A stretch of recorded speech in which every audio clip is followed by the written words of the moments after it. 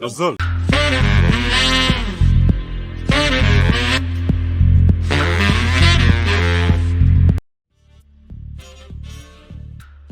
Hello and welcome to the Hot Kitchen of Yazol Podcast. We are the three amigos, your story chefs on duty, cooking you some of the hottest stories from out there, Gisat Sukun. And now, straight out of Vancouver, Canada, the big man, Zol Kebir on the wheels of steel. Please welcome DJ Bakumba. Thank you guys, DJ Bakumba. You guys are welcome. Always share, subscribe, tell a friend, Yazol TV. Yep, and from Edmonton, his friends call him Le Japonais, music teacher and master guitarist. Please welcome Dennis Lissa. Thank you all. Welcome on board. All right, and I'm your chef on the grill, Dedi Seyi, Sultan of Small London, Zol Kebir Mosaran Sele. Dennis Galan, I look good today, so it's a good day. Yeah. So coming up today on Yazol Podcast, the highlights from South Sudan. Primary school exams, that's primary and secondary school exams have started. And apparently in Yambio, some teachers were arrested for leaking the exams. And second story, sports financing conference took place in Juba. That's at the Bank of South Sudan headquarters. And then the South Sudanese ambassador and his deputy decided to rubbish the name of the country and threw punches at each other. That story coming up. And from the African continent, over 50,000 Kenyans have decided to move to South Sudan this year. And the vice president of Namibia wins election and becomes the second female president on the continent. And in South Africa, Julius Malema says he doesn't care about meeting his father. He grew up without his father. So some parents in Nigeria have decided to disown their son for exposing his cheating sister to her husband. And in Nigeria again, a woman decided that, you know what, the sacrificial chicken that someone put at the river is good barbecue. Controversial South African pastor, that's Pastor Paseka Mboro, is in trouble in a small town. We'll tell you why. And finally, a French band decided to perform Peace Square's song, Testimony, during a dinner for President Tinubu. And all those stories coming up on Yazol Podcast, Gisat Sukun. Of course, the hottest stories out there. Today, our African proverb of the week comes from the Robert Mugabe International School of Quotable Quotes. And it says, if you are ugly, you are ugly. Stop telling us about your inner beauty. Nobody walks around with x-rays in their eyes. Bakumba Rayatake. I think by own interpretation means just be who you are, don't pretend. Yes. Whatever you are is who you are. Be straightforward, and whatever you are, don't hide behind the scenes. Just be whoever you are. So that's my interpretation. Yeah. Okay. Yeah. Dennis, school to Mugabe International to quotes they say, Dennis, see how people are just saying, let's honor him. For a very long time, I've been thinking about that, like whether those quotes are coming from him or just people are just coming up with their quotes and then put it that Mugabe is the one coming up with all those quotes. Yeah. But regardless of whether it is coming from him or not, I find some of those quotes are funny and some of them are really meaningful. So like the one that you just mentioned, it's really, it speaks volume. Like nobody walks around with the x-ray trying to see your inner beauty. I think what you portray outside should be what you are from inside. And it is something that we all struggle with that. Yeah. And that's why a lot of people run into problem, or you see a lot of pastors falling, or people from people who are like at the notable ground, like they have in the big offices, right? They come down very hard, and it is just because what they portray outside is something, and what is inside them is something else. Okay. So let's go to our first story from South Sudan. So this year the primary and secondary school exams started, and in October it was announced by the deputy minister, that is Martin Takomoy. He said almost 50,000 students will be taking the exams, about 30,000 males and 20,000 female, in about 525 schools across the country. And of course, this is a pickup from the previous year, which saw the numbers a bit low. According to UNESCO, of course, as of 2017, the number of illiterate people in South Sudan, about 70% of the population. And there are so many challenges, especially with girls, in terms of education. So the numbers for the girls is always low, and even in this case. Dennis, what do you think they could do better to increase the numbers? Because 50,000 for a whole country is quite low, right? For primary school and secondary school. It is indeed very low, but for education, like to increase the level of the number of people going to education, it is not only about registration, it is about like mobilizing all the media houses for the campaign for the primary education. And I see primary education as one of the fundamental human rights because it is where government can have a social control. Okay. So like if media is mobilized properly and the parents are educated properly, they will have chances of putting their kids at the school. But another drawback is like for the children to go back to school, also you have to look at the income level of their parents. Can they afford putting their children to education or not?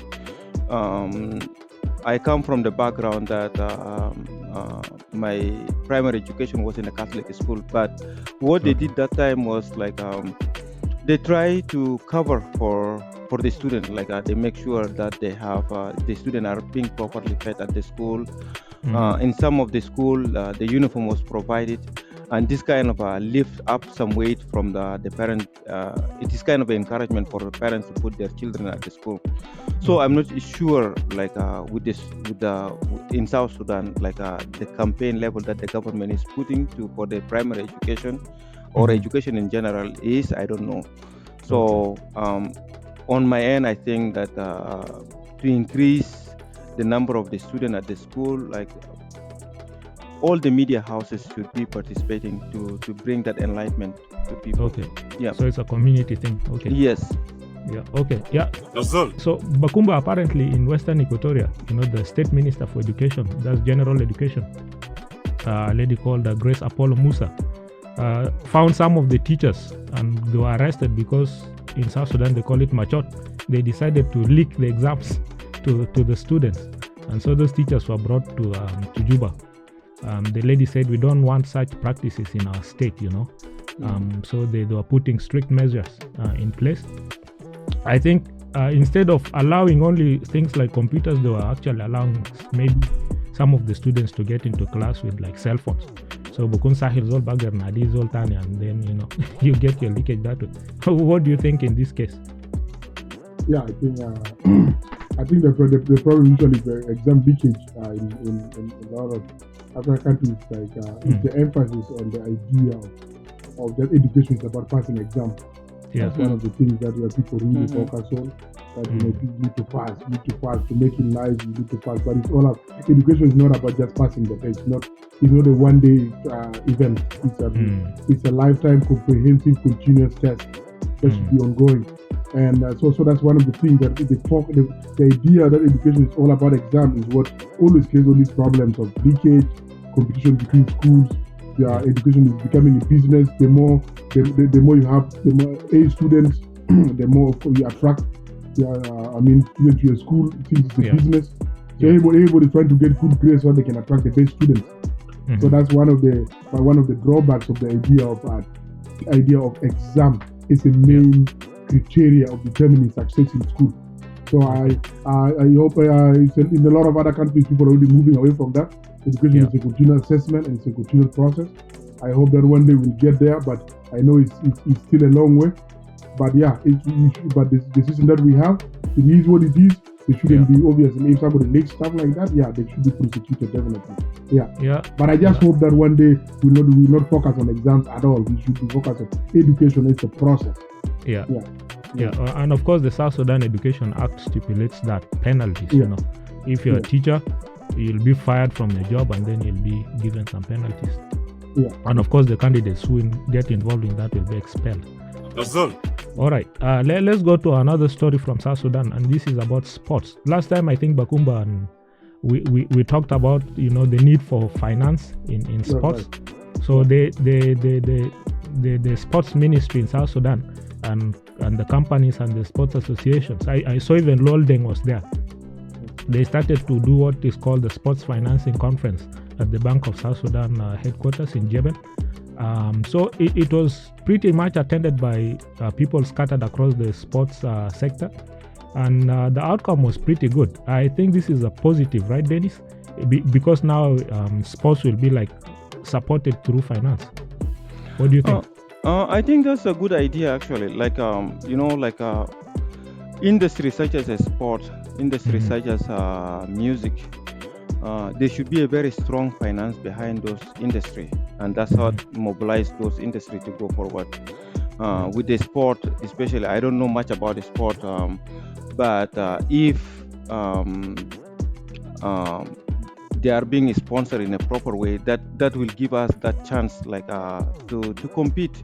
Most of the failure of African country, like in the big world tournament, comes to that issue that the team doesn't have a proper financing, the team didn't have a proper coach, and all comes to finance. So I think that's a good initiative to have that kind of a conference. Yeah. Bakumba, I think, in my opinion, these people should do their juju so well, so quick, and build us a basketball arena, because I think a few days ago, the basketball team was beaten for the first time in Senegal by Congo. I know our Congolese friends are now dancing Dombolo, happy that they beat South Sudan, but I think it was this B team, right? Yeah. Yeah, obviously that game we didn't have our A team. I don't think there is any country that can stand the might of the bright side when it comes to basketball. It's not possible at all. So it's almost, even the best juju, I don't think it beat the giants of Africa. So it's almost impossible.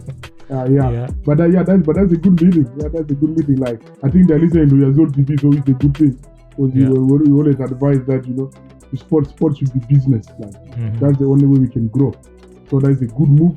I hope I hope investment kicks in and we have better football stadiums, basketball arenas, and all other games. So sports should be, the forefront of the development of the nation. Okay. That's all. Let's go across the border here, but of course via Juba. The South Sudanese ambassador to the US, Santino Fadol, and his deputy decided to castle each other. Balanjak. I saw even the ambassador sharing a picture of himself with blood. My question is, and this story only got out because of the ambassador's letter to the Ministry of Foreign Affairs, lamenting about his own situation. So his deputy is the daughter of the Minister for General Education in South Sudan, and so this story is sad in so many levels. But the essence of being an ambassador out there is to market the country. So number one, situation tajegde zaman monkasoro buniato mone. I think he should have done all he could to make sure the story doesn't come out, right? Now it's not even really about the ambassador and his deputy, it's about the country. They're marketing the country in a very odd way, right, Bakumba? Yeah, that's definitely very embarrassing. Very embarrassing just for people to be like battling each other for whatever reason. I think if you have differences, and just call it to question, like, if the deputy and the ambassador can be fighting in the embassy premises, then that's the dysfunctional office, definitely. I think most of these ambassadors are just here to relax and have a good time, live abroad, and actually, if you have time to fight, then you have nothing to do. It's good that they fought inside the embassy. Otherwise, if they are outside, they will be in jail at least. Because the premises of the jurisdiction of South Sudan. Then the police, the FBI, and everybody else cannot get involved. But that's very embarrassing. Like it's uncalled for, and they should end up investigated and both of them be fired or something. Because it doesn't make any sense. People actually beat up each other like that. Dennis, in your opinion, what should happen for the two? What will happen? What should happen to the two? It depends because the issue of South Sudan, like the appointment of ambassador, there is a lot of things that goes under the table. Yeah. And then like what Bakumba have said, like if you find that the ambassador and its deputy fighting each other, that shows like how fractured the country is. Those people, like their appointment, it's just very complicated. Like people who become the ambassador, how are they selected? So it depends. Like for you to do a disciplinary measure, it depends on how much of the authority you have. And now we know because the ambassador himself is the one who sent out the letter. Gal Mamade Dugo. Yeah.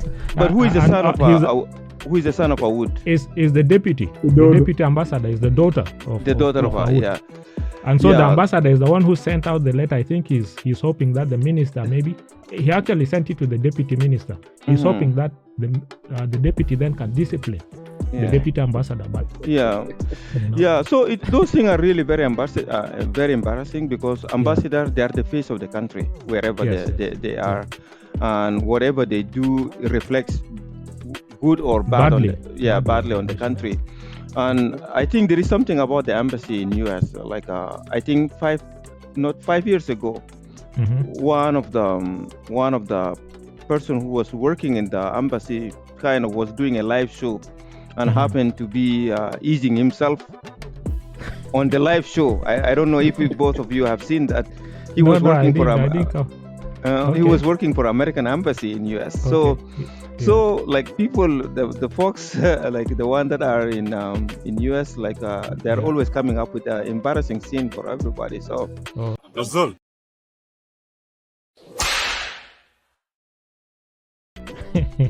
I hope this was what was going to happen. Bakumba can be Jelda Jamade.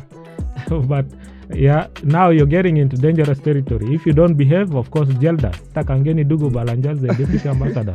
Jelda. So there's a video out there of a football match to our North American cousins. It's called soccer. And number 11 did something that didn't quite, Bakumba didn't quite like. Malujek de der sort ya Bakumba. Zole can matter of Allah Kukura, you need to stay home because this guy is a very embarrassing the soccer fraternity. And you're given a clear ball, everything moves, everything was smooth until the finishing when the goal post is empty. Kasongo himself, I call him Kasongo.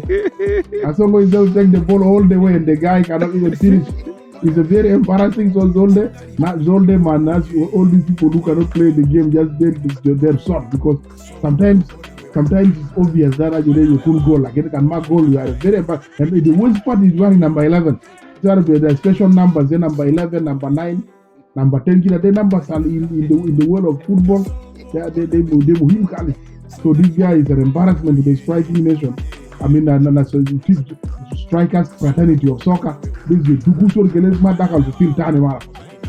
so that he never come back here. All right. So Takonasma, Jeledu Munu this time. Ambassador Deputy Jelly. So next time watch out so that Sota Bakuma Mabakudita.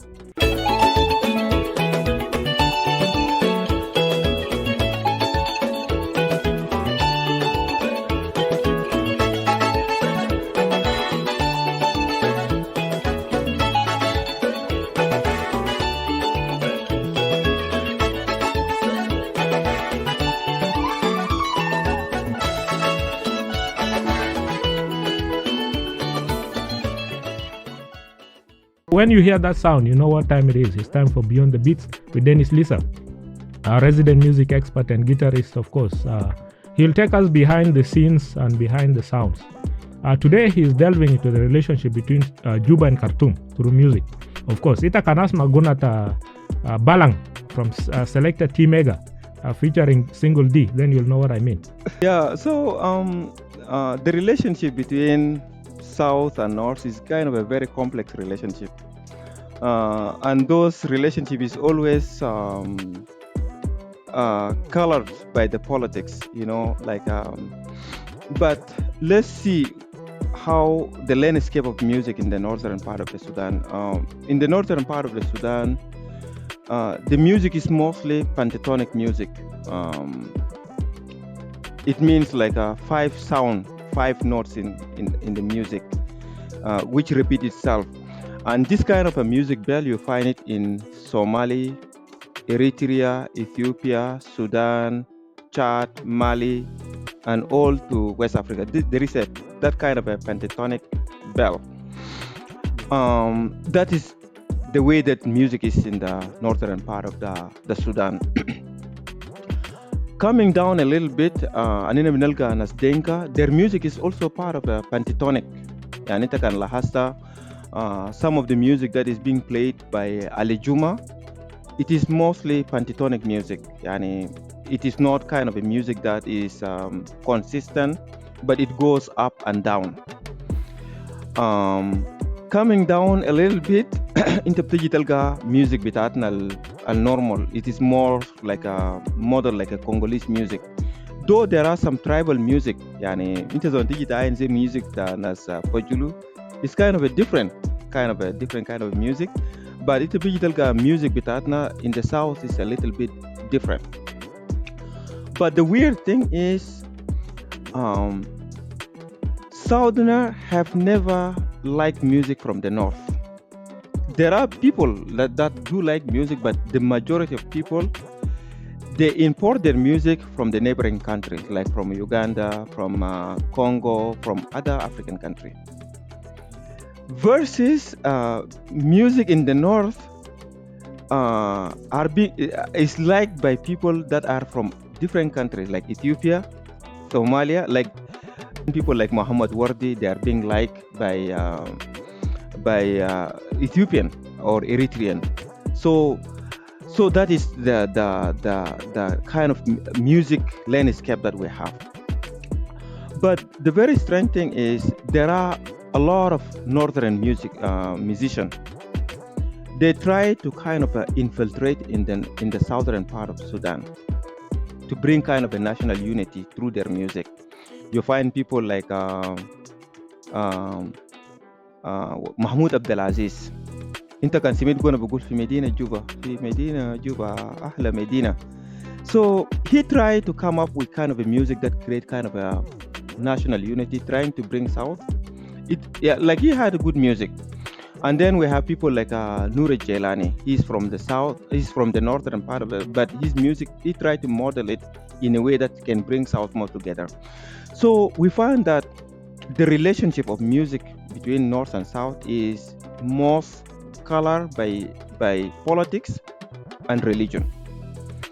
Northern who are trying to bring their music into south, they're bringing it with the intention of bringing unity between south and north.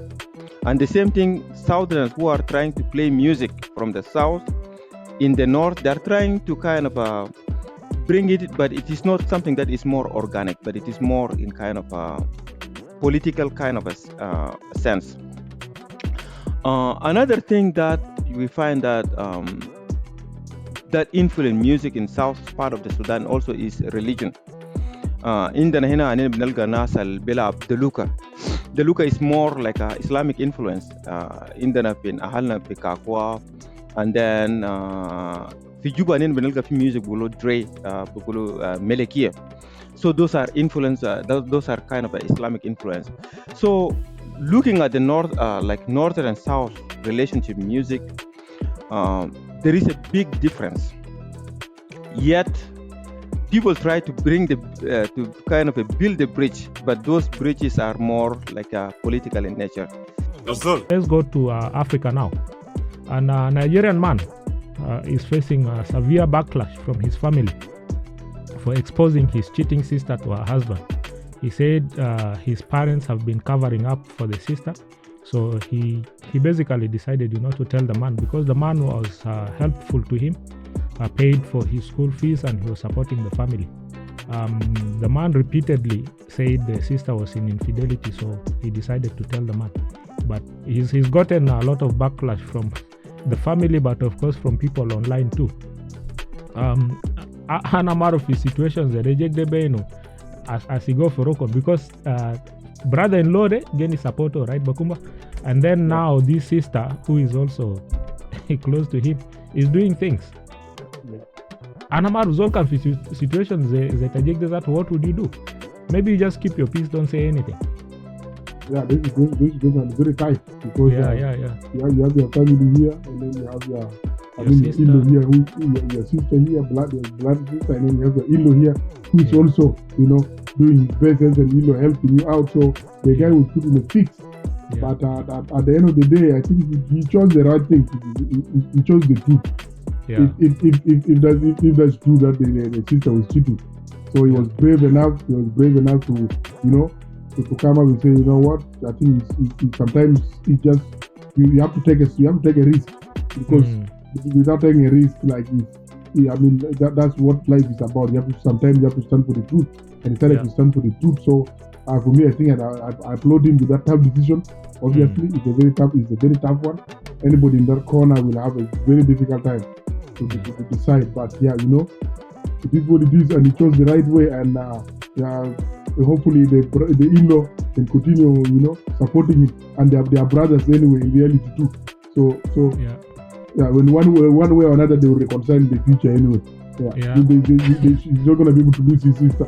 The parents are the ones who say, Dennis Gala, man, you're not our son anymore. You're banished. What's your opinion, Dennis, on the story? It is a very tough situation to be in. Tough position. You have your brother-in-law who have supported you genuinely for some time. And then you have your family members who is misbehaving. Who do you stand with? And this person choose to stand on the side of the truth, which is a very noble thing to do, and it takes a lot of courage. And then to add more salt to the injury, like the family decide to disown him for bringing this kind of a disgrace. But I think this man choose to live with his conscience. Like sometimes doing the right thing is not simple, but but if you are a person who have a high level of integrity, sometimes you got to do what you got to do. I think he will live in peace with himself, because he choose to stand on the side of the truth. This is a very difficult thing to do. Yeah, I know culturally, Lenna mazaman gal. So if and this is one thing people do is like kanmon futu taradugo miang taki. Somewhere you're coming home, nastana bikelengal bisi sera. So you make your coming very clear to everybody, very loud. Because sometimes ita kan mamol the day you'll come home and then tabura ligofi harba figidam baptaki. So you can't go inside. So you have to figure out a way. So it's crazy. Yeah. But that's the dynamics, right? Yes. Yeah. At least 50,000 Kenyans have migrated to South Sudan between January and June. That's half a year of 2024 in search of jobs and, of course, business opportunities. That was a feature story from NTV, a Kenyan television. They said the increase was about almost 200%. In terms of the numbers of people migrating to South Sudan. Lakini junubin kaman bunu to tiara monkulu bijere bara. Bura duso badun fekem. So I'm trying to understand this situation, Bakumba. But what do you think is attracting that many Kenyans to the country, despite the economic situation, despite the security situation? I think the most attractive thing is South Sudan is opportunity. Like if you have capital, like it's all about most of the business. If you have a little bit of capital to start something, you can definitely flourish in South Sudan. Because there's less competition in most of the business sectors. Okay. So it's a technically South Sudan is a virgin land that it's yet to have that competitive nature of business. That's why a lot of our neighbors have quite a very high competitive advantage to the South Sudanese. You see the Ethiopians running one sector of the economy, the Eritrea running this sector, the Ugandan. So there are a lot of opportunities when it comes to actually business, despite the unemployment situation in South Sudan. Because for South Sudanese, we have never really understood what work means, the nature of work.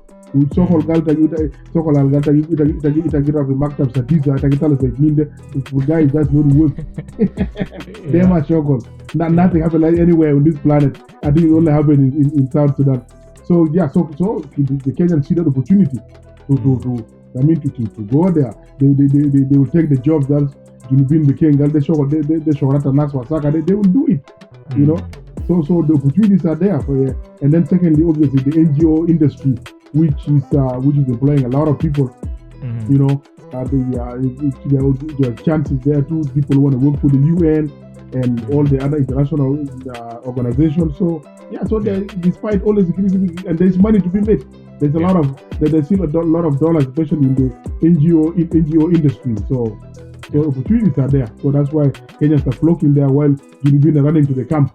Yeah. Of course, according to the feature story, of course, the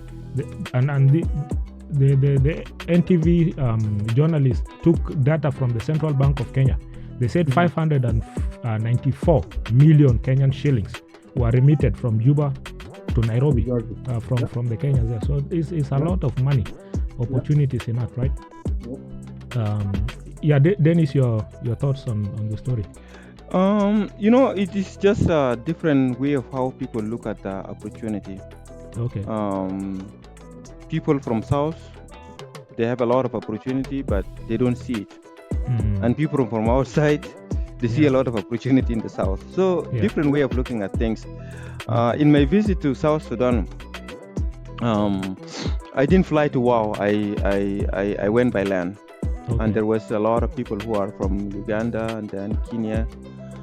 So those people, they pay money on each checkpoint to go up to Wow. Okay. And then when I arrived in Wow, I met some of my colleagues. Yeah. They told me that they don't have any work. Like they have been unemployed for a number of years. Yeah. And then some of them told me that they haven't been paid for almost 6 months.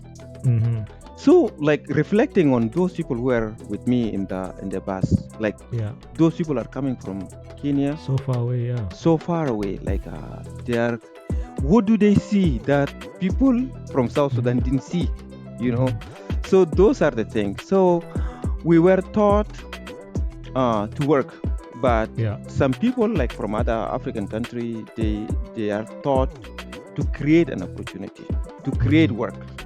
So those are the things that we need to teach our people. You don't have to wait to be employed. Yeah. Once you finish your higher education, now it is the onus is on you to create an opportunity, to come up with something that is not there, to make money out of something that you create on your own. So those are the things that we lack, or that those kind of a culture that we don't have. Yeah. Yeah, there's a movie called The Lord of War with Nicolas Cage. So there's war somewhere and people are running away from there, but the guy is going the opposite direction because he sees an opportunity for business to supply guns and bullets. Yeah. So it's always like that. Yazol. Yeah. So just to add up to that story, some of the people that I met, they told me that they were working for the city of Wow. Yeah. City of Wow, okay. Yeah, and they told me that they haven't been paid for almost 6 months. So I told them that maybe you should work as a water tanker, the people who work at to bring supplying water. Supplying water, because those are a lucrative business. You can make a lot of money out of that instead of just saying that I'm an engineer, I'm just working in the office. What good does it make? Zol Kabir. But what is the use of being Zol Kabir and you are not making any money? What is the use of that? Ikilimik ya Zol. Tama bukun musaran silik sana. Didi nag musaran silik, so I hope you are making that money. I pray the money comes. All right, let's go to Namibia. So congratulations to Netumbo Nandi Ndaitwah, the vice president of Namibia, who has just won the Namibian election with 57% of the votes. Of course, she's the head of the SWAPO party. We know SWAPO from the independence of the country. It was led by Sam Nujoma. Second place was Penduleni Itula with 25%. Of course, they always, like, this is common African story. They rejected the results before the final announcement was even, But generally, this is the second lady president from the continent, Bakumba. And I know Mama Samia from Tanzania gave her very good congratulation message. Yeah. Good thing, right? To see the ladies take over power. Yeah, it's a good thing. And before that, we had what was her name? The Liberian, Sirleaf Johnson. What was her name again? Ellen Sirleaf Johnson. Yeah, Ellen Sirleaf Johnson. And Joyce Banda in Zambia. Yeah, Joyce Banda from Malawi. And then Samia here in Tanzania. So yeah, it's a great day for the girl child, great day for women. Of course, it's always good to have our sisters leading, and there's a lot of statistics that shows that women leaders seem to be doing really well actually in so many sectors. So it's a good thing for Africa. It's a good thing for democracy. Namibia, Botswana, the Southern African region, those are countries that setting a good example for Sub-Saharan Africa. So we hope that everything continues that way. And it's a great day. It's a great day for the continent and for the girl child. It's really people in Namibia, and the girl can do anything. So it's good leadership and example for especially the girls, because even from the education story you see within South Sudan, Adat Tabanat Femadaris is not that much. So when they have leaders like that, it's always motivating, right? Dennis, you know Julius Malema? Yeah, from South Africa. Omaraba Mabuto. So basically he grew up with his mom, and then because his mom had epilepsy, he mostly grew up with his grandmom. The mom died, and then when he was growing up, like, who is my father? The mom didn't tell him. When the mom died, he thought his grandmother was going to tell him. And the grandmother didn't tell him also who his father is. But now he's saying he doesn't really care because he's a father, and he's a father to a nation, which is South Africa. Do you think they did this guy bad by not telling him his father? I think that's a human instinct. Like every person, they want to know where they're coming from. Yeah. And it is something that if you don't have, it creates kind of a gap somewhere. I have seen a lot of people who didn't grow up with their father. They carry a lot of grudges against their parents. Like why this person didn't care for me? This person was just a sperm donor. He didn't do much for me. How come that he's coming now and show that he's my dad? Yeah. So I never experienced that. I happen to be lucky, but he who feels it knows it. For him, maybe the absence of the father has created a lot of gap in his life, and he has managed to grow himself, and now he sees himself. He's the father of South Africa, and he doesn't care about any person coming back to his life. But you can only if you are not in somebody's shoes, you can't feel the kind of pain that they're going through. So I think it is kind of something that is personal for him, and it is hard to speak on his behalf and say, okay, now why would you care to see your father? I won't say that, but we have seen the statistic, like for us here in Canada, or in US, the absence of fathers has created a lot of problem in the education system. And now people wonder, like, you go to school, most of the teachers in the school are female. At home, most of the children are being raised by a single mother. So children grow up, they don't have a father figure. And children are taught not to be like their fathers. Yeah. So and all men are dogs. And all men are dogs. So this create a lot of problem in the society. And now people are coming to realize that the absence of father at home may be the source of the problem that we have in our society. So We should give those men incentive to stay regardless of whatever they go through. They shouldn't walk away. Sala can do Gita Buni as the ambassador. You stay there. You stay there. So but Malema said they were so poor that even the poor called them poor. Then he got involved in politics. I think he's a very interesting character, but he had his mentors, right? Because Julius Malema was involved very early in politics. There's a video of him at the age of about 15. Going rough on these other people in the African National Congress. So he's always had those figures. And then when he got to that position of leadership in the Youth League, then Jacob Zuma took him on and he was mentoring him.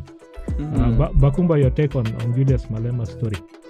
Like you said, he was at least fortunate enough to find his way out of poverty, and technically he had father figures. He had Winnie Mandela, who is a mother figure. He had actually Jacob Zuma. So eventually he grew up with these people. He was politically active. So that kind of at least took that sense of search of the biological father probably away from him. He was on his own right. He had to grow up very fast since the father was absent. So that's what I think happened most of the time. And usually it's also sometimes can be certain people. Sometimes parents, especially the fathers, just disappear when the person is like 20, 22, 23 successful. Then you show up. Now you are the father. So sometimes some people will take them on as their father. Some people can be rejected. So father figure is not just to be called a father, but what have you done to the future in the past, to the future for these kids, right? So Malema is right in so many ways, I think. So it's fathers have a big responsibility. You shouldn't be a donor, as we say it. So that's my take. And Dennis, you remember the story of the prophet? We're still in South Africa. This story, Prophet Modo. There was that documentary where he was telling people to bring their underwears to church so that he can pray. Well, he's in trouble because apparently he moves around with a lot of bodyguards carrying AK-47s and stuff.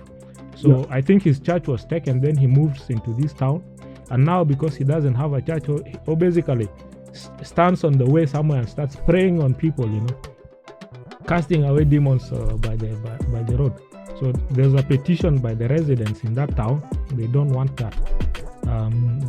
What's your take on the story, Dennis?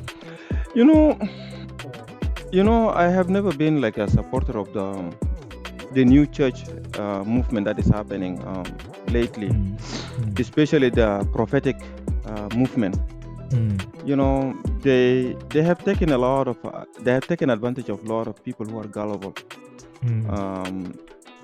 promising them something that can never be achieved, promising them quick wealth, promising them quick health, and ending up with the raising of somebody from death, like what happened in 2019, like that.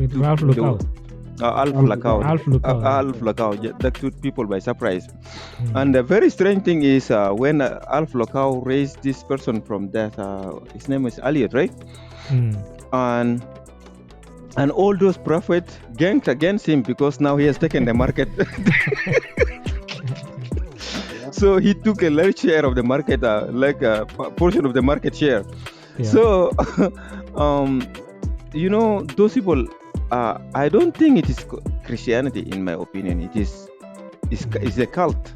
Business, it is a business and it is a cult because some of the things that they preach, like if you are the person that reads Bible, like it is just not biblical. Yet people believe those things. Yes, it is a mix of I think it is a cult. Like a lot of things, it look like it is a Christianity, but it is something far away from Christianity. So they take advantage of people who are poor, they take advantage of people who are gullible, and people believe in those things. Yeah. So I don't have his support. Yeah. And it's interesting you're talking of cult because in Nigeria there's a lady. She shared a video. So she's in a canoe and so they're going down this river. Then she sees this chickens tied up and sitting on top of a pole somewhere, sacrifice, from those cultists on the river. So basically, she told the people she was with, and they got the chickens and went home and barbecued the thing and ate it. So people are reacting, saying, you know what? She like the gods have accepted her gift because otherwise she's supposed to die, right? Yeah. Yeah. Bakumba, what do you think? Is this lady not putting her life in danger, eating sacrifices? Yeah, I think it all depends on the. I mean, at the end of the day, religion is all about belief. If you believe that if when you eat something is gonna happen, most probably something will happen. But if you're gonna barbecue it, calling those African traditional religion a sacrifice, you don't believe in that nonsense, nothing will happen to you. So I think that all those our traditions whereby people used to take food to the forest to give to the ancestors. There's no ancestor who's gonna eat. The animal will come and eat. Insects will come and eat them, stuff like that. So good enough. They barbecue the chicken. I don't think there's anything wrong with that. Yeah. If they give me a pizza, I will eat it too because I probably don't even believe in that. The ancestors don't eat pizza, Yeah, exactly. They eat African foods. There's in Tanzania also. I saw one of the comedians. Masanja Mkandamizaji. He was, I think they were driving down to the south, somewhere in Tanzania, and then this thing, I think we had stories of it in Western Equatoria, where they put like stuff and then they put the numbers and then you pay and then take your change. So basically, Moktube Nakita can shield too much, then of course the gods will deal with you. So this guy was seen, the reason I'm saying that is because of this idea of the unseen dealing with people. So maslan fi situation ta chicken de or fi situation da kalta bibiu haja data can shield too much. Do you think those things really they can happen? Algal maslan mara de shield chicken and then she ate it and then she'll be in trouble. The things that are related to spirituality, they are most of the time they are personal. Okay. How you believe in those things. Okay. Indana fi tijah bitatna fita wow. Growing up, I happened to live on the countryside for numbers of years. Fi grush azol tabalga fata, you don't take it. You believe something bad is going to happen. Manga bukun fi shajara laati ma yaga fata. Nobody will pick those fruits because they believe itawab shil haja tazol without their permission. So most of hajat religion, they are more symbolic.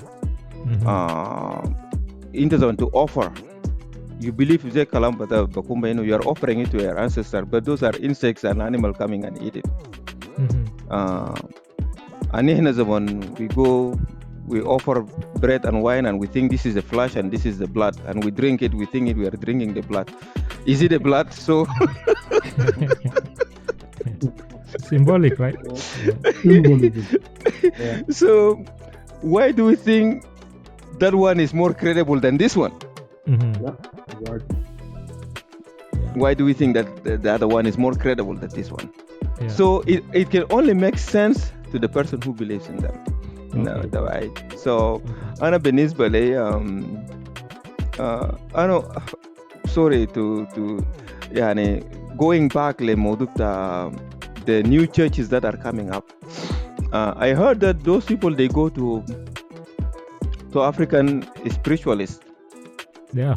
Yeah, they go and then they will have to get powers. To get power. To perform miracles. So I become to wonder. So why do we need a middle person? So why don't we stick to our African spiritualism, and then since it has the power to do something, right?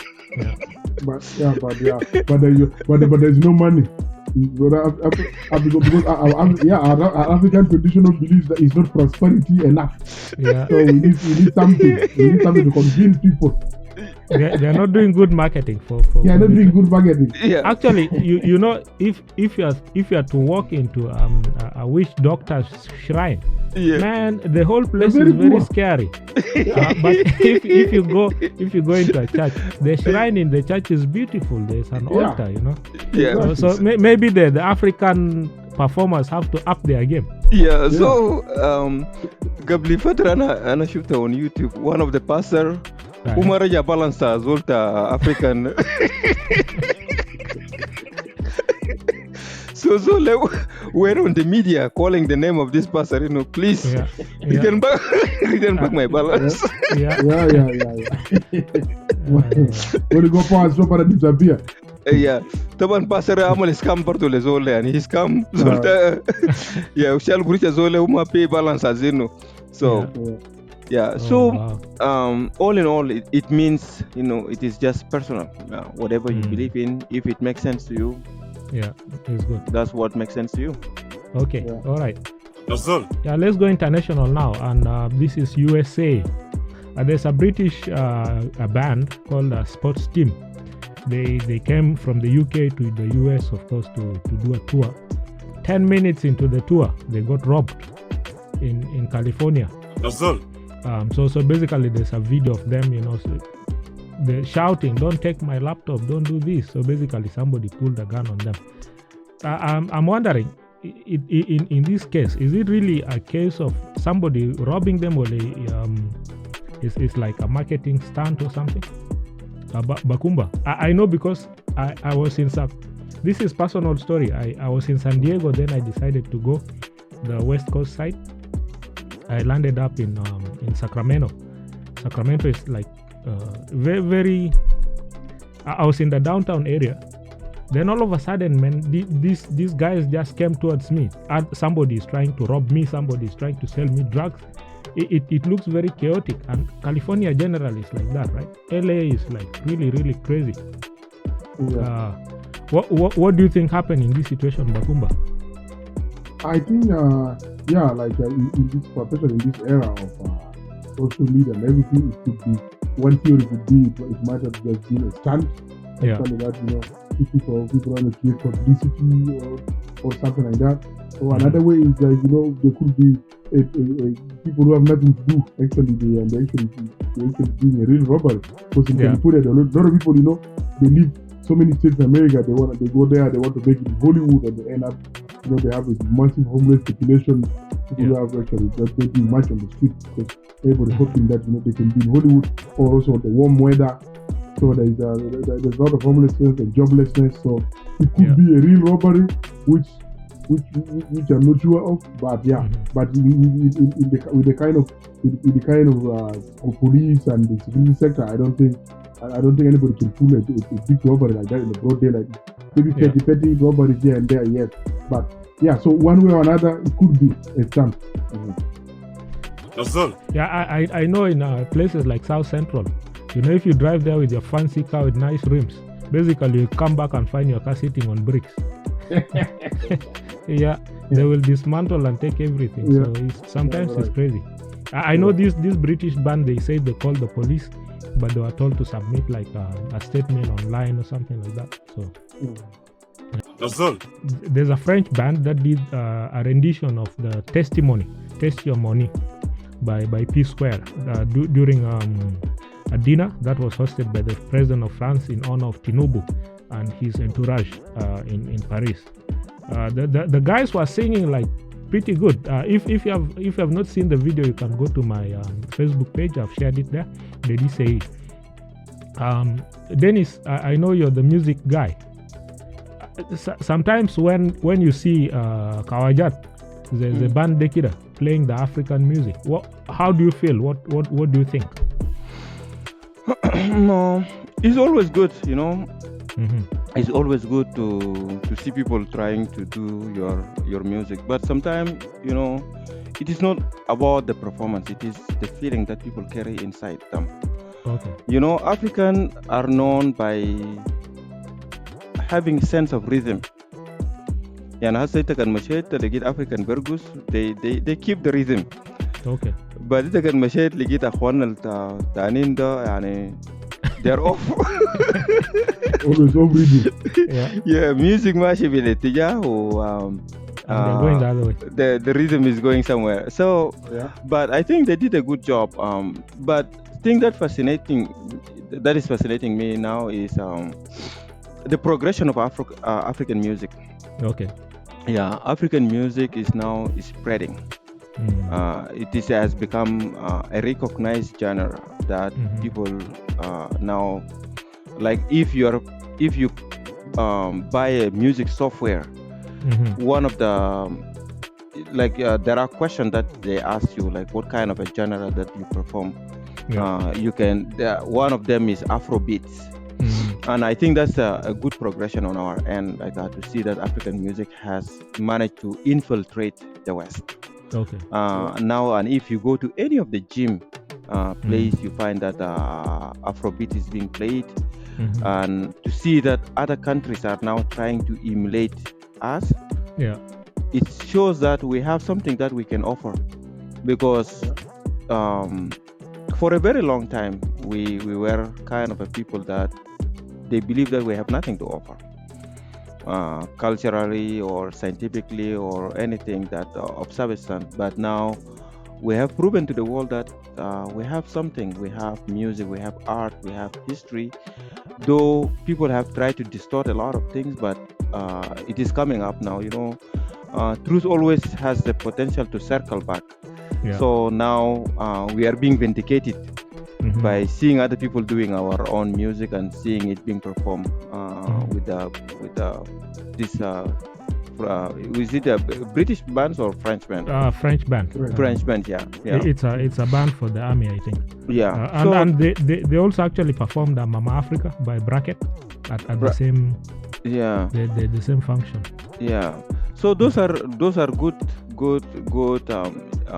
stories, because like media has portray African to be something else different.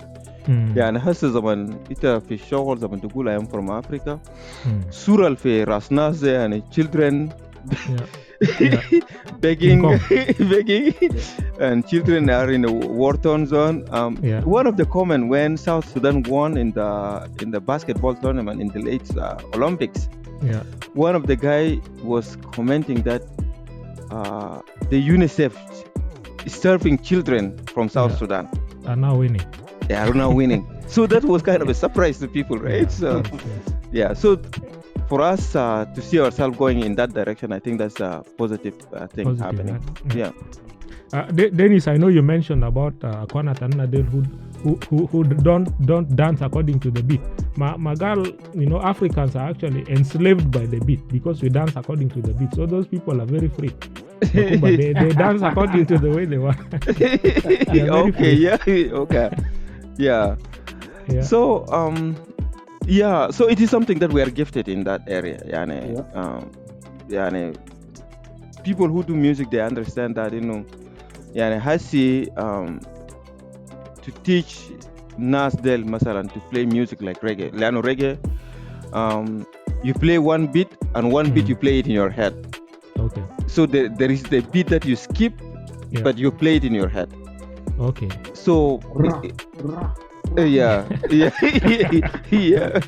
So it is one of a difficult and concept in practical to do it in the mind. Okay. So that's one of the gift that we have. Rhythm. But Bakumba, what do you think of the French band playing that P Square song? I was very surprised actually to see that they were singing it so nice. And Terigal Mombonus Bo Pigeon is like somebody who actually spend their time to know the song and actually to perform it properly, and they were trying to dance a little bit. They probably really practice that. Knowing that they're going to perform in some dignitary. So it takes a lot of effort to understand the Nigerian pidgin, which most of us can hardly even understand. So it's very impressive that they're able to pull it off, which is a good thing. Yeah, it's very impressive. And they're quite a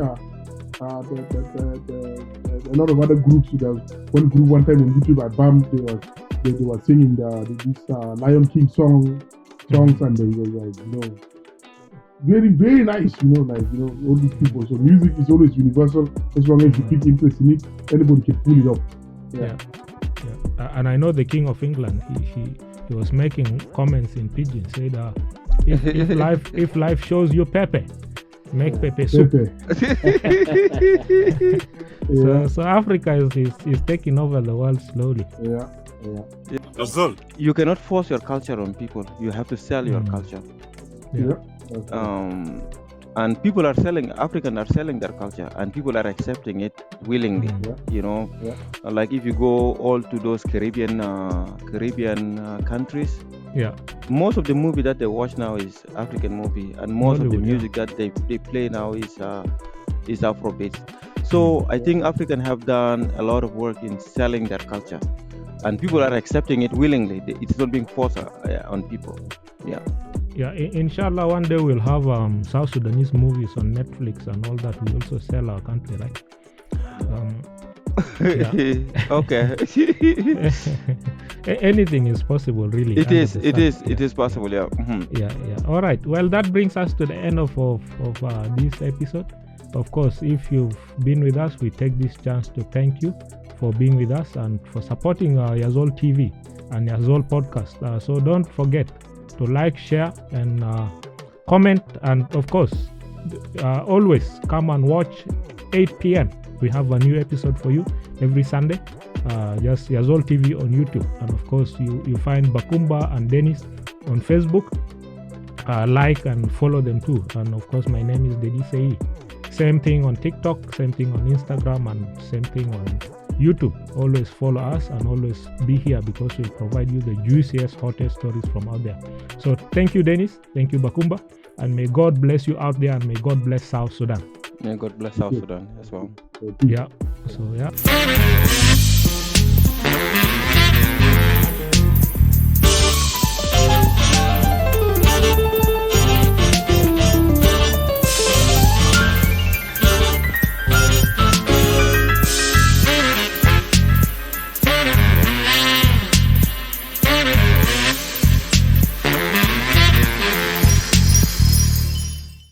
Yazol.